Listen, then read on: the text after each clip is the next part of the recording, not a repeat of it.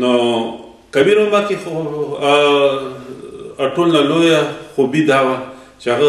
پښتانه پښتو او پښتونولي زړه د کومه خوښوله. اکثره پښتنو ټولو پښتنو سره یې مینه وه او خاص کر ښکته خوا سیاسي مشرانو ته ډېر زیات احترام لرله، هم لیکوالانو ته او خاص کر سیاسي مشرانو ته، لکه هغه د لارښود یا د لار مشر چې و هغه باچا خان او ولی خان بابا ته او داشانتې زمونږ نوره سیاسي ملګرو ته که هغه خان لالا و یا نوره زمونږ سیاسي ملګري و ښکته، نو نه صرف احترام بلکې زړه د کومې یو سره مینه لرله او هغه په قدم تلله. بیا 1904 ټیم کې چې زه کله آلمان ته راغلم، کبیر ماما زه بوخم کې وم، کبیر ماما سره ما ته بوخم ته راغلل، نو هغه سره مړه باندې بیا ملاقات په جون 1904 ټیم کې په بوخم کې وشوله. نو دلته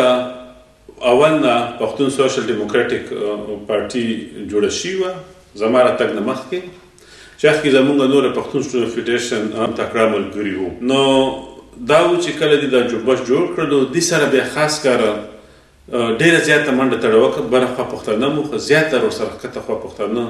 په د پی ایچ ډي پی کې پښتون سوشل ډیموکراټیک پارټۍ کې او په دې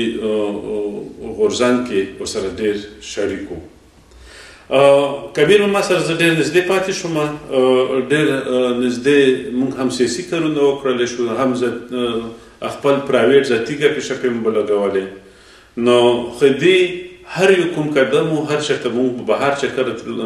لګولو دې ذهن کې تش وي نو مو پښتونخوا او پښتونخوا. نو پښتونخوا یې دې دپاره هم بلبله وه، هم دې دپاره ناوې وه، هم دې دپاره هر څه پښتونخوا. نو هغه دپاره دې خپل ځان وقف کړی و، خو دې به کومو خلکو سره چې کومې خبرې کولې په ډېرې مینې، ډېر خلکو ته پته لګېدله چې دا د پښتون سره مینه لري، هر انسان سره مینه لري او خپلې خاورې سره ډېره زیاته مینه ده.